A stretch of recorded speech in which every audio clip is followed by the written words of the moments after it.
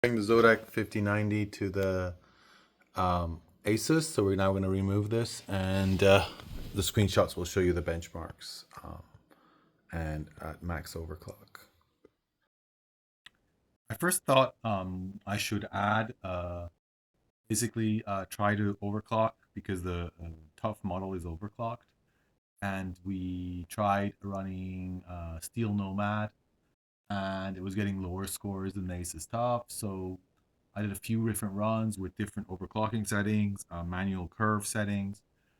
Didn't spend more than half an hour, but here's as we can see, there's a few runs. The best one is the one I did at the end, where it got 14,500, I think, 14,530.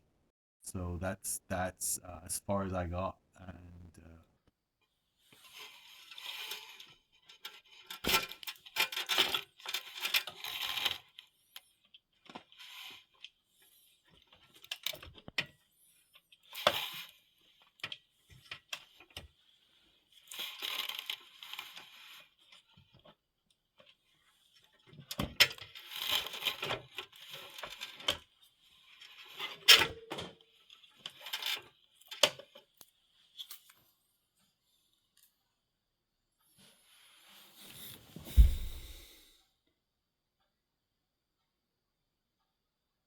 So now we've installed the Asus TUF, and I'm going to run some benchmarks.